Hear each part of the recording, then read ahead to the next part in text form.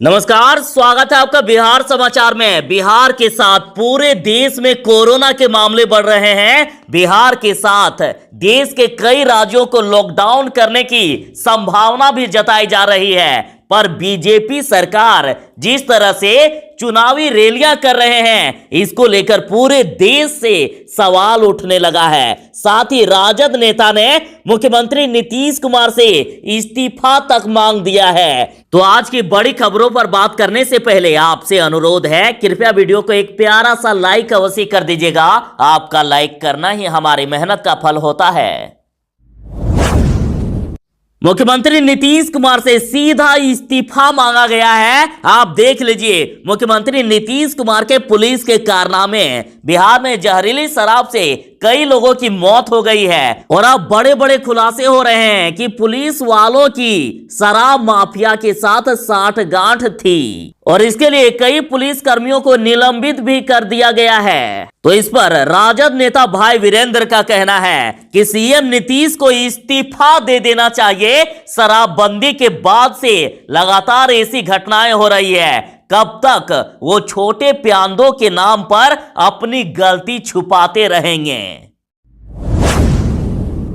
लालू यादव के बड़े बेटे तेज प्रताप यादव ने देश के प्रधानमंत्री और गृह मंत्री अमित शाह पर निशाना साधा और पूछा है कि मोटा भाई साहब, झोला उठाकर कब निकलोगे। तेज प्रताप यादव ने ट्वीट करते हुए कहे हैं कि मोटा भाई साहब, झोला उठाकर कब निकलोगे। साहेब रुकिए, तो थोड़ा भारी तो होने दीजिए, खाली लेकर जाएंगे क्या। तो वहीं तेज प्रताप यादव ने अमित शाह की इन चुनावी रैलियों की तस्वीरें शेयर किए हैं, जिसमें से आप देख सकते हैं कि किस प्रकार से कोरोना गाइडलाइन की धज्जियां उड़ाई जा रही है। तो इस पर तेज प्रताप यादव का कहना है कि देश के गृह मंत्री होकर कोविड गाइडलाइन का धज्जियां उड़ाते शर्म नहीं आता है। गृह मंत्री जी, मास्क पहनिए और 2 गज की दूरी बनाकर रखिए। फिर से लॉकडाउन के डर से प्रवासी मजदूर बिहार लौट रहे हैं और इन मजदूरों के लिए नीतीश सरकार ने बड़ा ऐलान कर दिया है। कहा है कि रोजगार की चिंता होगी खत्म। बिहार सरकार के मंत्री बोले हैं कि 2 दिन में मिल जाएगा उन्हें जॉब कार्ड। अब देश को फिर से लॉकडाउन करने की बात हो रही है और लॉकडाउन होने पर बाहर में ना फंस जाए, इसके डर से सड़क और रेल के जरिए बिहार पहुंच रहे हैं प्रवासी मजदूर। अच्छी बात यह है कि उन्हें अब जॉब कार्ड के लिए बिहार में भटकना नहीं होगा। सिर्फ 2 दिन में ही उन्हें जॉब कार्ड मिल जाएगा और लौटने वाले पुरुषों को मनरेगा और महिला मजदूरों को जीविका समूहों से जोड़कर रोजगार दिया जाएगा और कह दिया गया है कि कम से कम 100 दिन का काम उन्हें जरूर से जरूर मिलेगा। उसके साथ ही बिहार सरकार जहां जहां भी रोजगार दे सकती है, सभी के अवसर तलाश रही है। कोरोना गाइडलाइन को तोड़ने पर राजद और सीपीआई एमएल के कई नेताओं पर नीतीश सरकार ने एफआईआर कर दिया है। दरअसल बिहार के रोहतास जिले में कई विपक्ष के विधायक और जनप्रतिनिधि शामिल हुए और कहा जा रहा है कि बिना अनुमति ही सम्मान समारोह में शामिल हुए ये नेता और कोरोना गाइडलाइन की अनदेखी की गई और कई नेताओं पर एफआईआर कर दिया गया। चलिए, राजद नेताओं पर तो एफआईआर किया गया, लेकिन आपको बीजेपी का स्थापना दिवस याद है ना? देख लीजिए, कहीं आपको सोशल डिस्टेंसिंग दिख रहा है? और दैनिक भास्कर के अनुसार कहा जा रहा है कि न ही मास्क और न ही सोशल डिस्टेंसिंग दिखी, आखिर ये कैसी राष्ट्र सेवा। और बीजेपी के स्थापना दिवस पर खुद बिहार के डिप्टी सीएम गले में मास्क लटकाते हुए दिखे। भास्कर रिपोर्ट के अनुसार यहां भी कोरोना गाइडलाइन तोड़ी गई।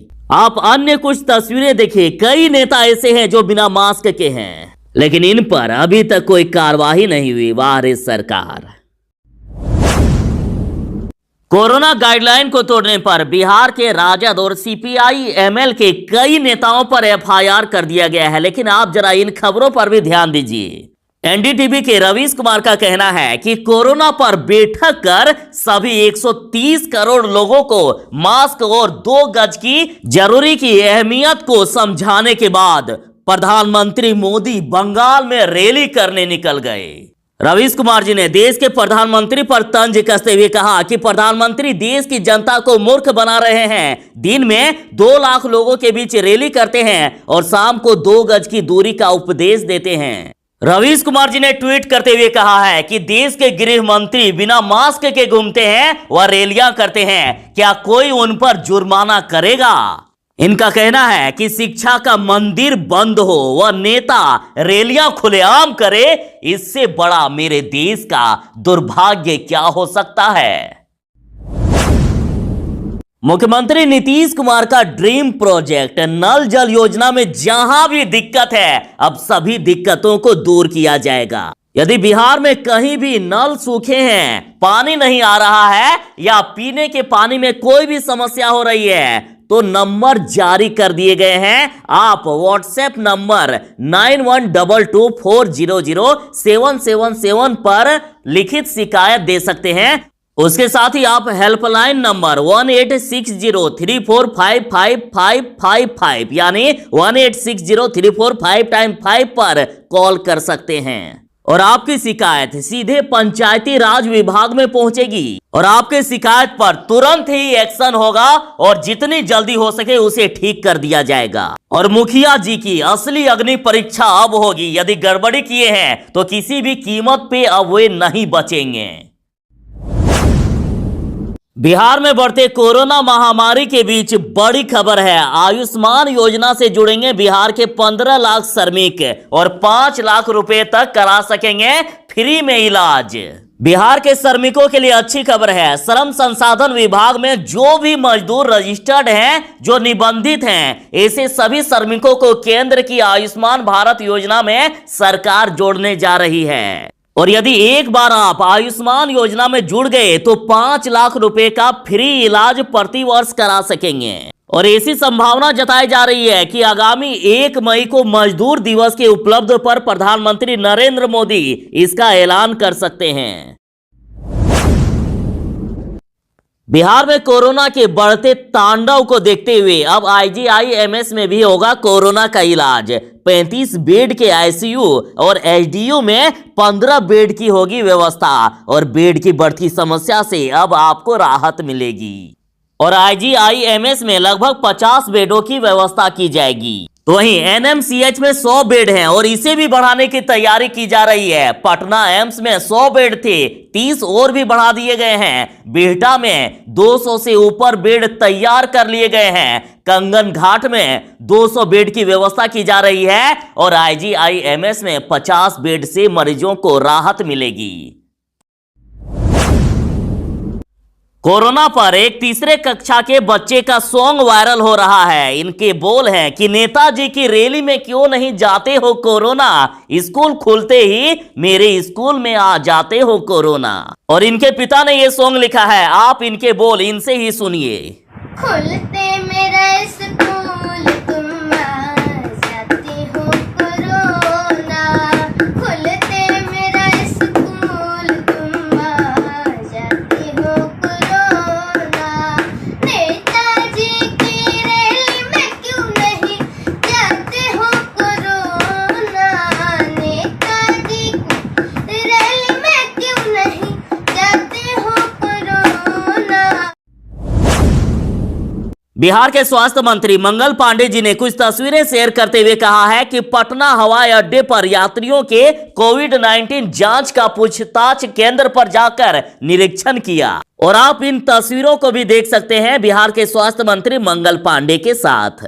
तो इस पर राष्ट्रीय जनता दल का कहना है कि मंत्री जी फोटो खिंचवाने आए थे, खिंचवा लिए, सोशल मीडिया पर डाल दिए, मीडिया में चला गया, आज खबर में भी छप गया, हो गया एक दिन का काम पूरा। बाकी काम इनके अधीन स्वास्थ्य मंत्रालय आंकड़ों को दबाकर पूरा कर ही देंगे, हो गया सुशासन कायम। तो वहीं युवा राजद का कहना है कि मंत्री जी कल ही बंगाल में सघन चुनाव प्रचार कर पटना पधारे थे, उतरते ही जांच केंद्र पर ढकोसला फोटो खिंचवा लिए, बाद में अधिकारियों संग मीटिंग करते फोटो खिंचवा लिए, हो गया स्वास्थ्य मंत्री का दायित्व पूरा। रात को IPL देखा और लंबे तानकर सो गए, पुनः बंगाल भी तो जल्द निकलना है। मौसम विभाग ने बड़ा ऐलान कर दिया है। बिहार के 20 जिलों में आंधी तूफान के साथ बारिश होने वाली है। ध्यान दीजिएगा, बिहार में राजधानी पटना समेत 20 जिलों में 15 अप्रैल को आंधी के साथ बारिश हो सकती है। इसको लेकर मौसम विभाग ने येलो अलर्ट भी जारी कर दिया है। मौसम विज्ञान केंद्र पटना से मिली जानकारी के मुताबिक किशनगंज, अररिया, सुपौल, मधेपुरा, पूर्णिया समेत 12 जिलों में 16 अप्रैल को भी बारिश की संभावना है और कहा जा रहा है कि इस दौरान धूल भरी आंधी भी चलेगी। बिहार में पहली बार होगी दाल की खरीदारी। 15 अप्रैल से लेकर 15 मई तक दाल खरीदेगी किसानों से नीतीश सरकार। अब बिहार सरकार बिहार के किसानों से लगभग 1.5 लाख क्विंटल चना दाल और 3.25 लाख क्विंटल मसूर दाल खरीदेगी और दोनों ही प्रकार की दाल 5100 रुपए प्रति क्विंटल यानी 51 रुपए प्रति किलो की दर से किसानों से खरीदा जाएगा। और अच्छी खबर यह भी है कि दाल खरीदने के 3 दिनों के अंदर ही पैसे आपको दे दिए जाएंगे। और खबर तो यहां तक है कि बिहार के प्रत्येक किसान से अधिकतम 25 क्विंटल तक दाल सरकार खरीद सकती है। देश में दिन में चुनावी रैलियां होती है लेकिन रात में नाइट कर्फ्यू लगाया गया है। तो देखिए, इन सब पर रवीश कुमार जी ने व्यंग्य कसते हुए कहा है कि कोरोना तो चमगादड़ से आया है और चमगादड़ को रात में ही दिखाई देता है, इसलिए रात्रि कर्फ्यू लगाया जा रहा है। तो वहीं देखिए, आरजेडी नेता भाई वीरेंद्र ने रीट्वीट किया है जिसमें से भूषण कुमार कहते हैं कि मैं कोई साइंटिस्ट नहीं हूं, इसलिए मुझे कोरोना की सच्चाई नहीं पता, लेकिन एक बात मैं यकीन से कह सकता हूं कि अगर कोरोना से सच में लोग मर रहे होते तो आपके एक भी नेता सड़क पर दिखाई नहीं देते, सब अब तक चांद पर शिफ्ट हो गए होते।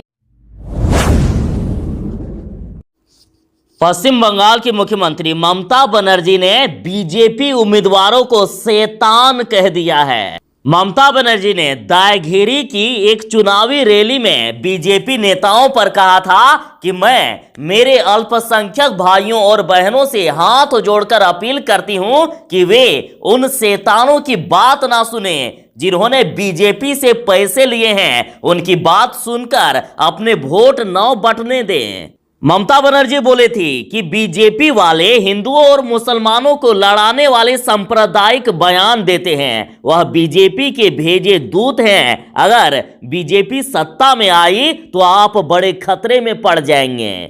और चुनाव आयोग ने इस बयान को आपत्तिजनक मानते हुए ममता बनर्जी को नोटिस भेजे हैं। तो ममता बनर्जी ने जवाब में कहे हैं कि ऐसे 10 नोटिस भी दे दे तब भी वे अपना बयान वापस नहीं लेंगे। और अब ममता बनर्जी 24 घंटे तक चुनाव प्रचार नहीं कर सकती, उन्हें रोक दिया गया है।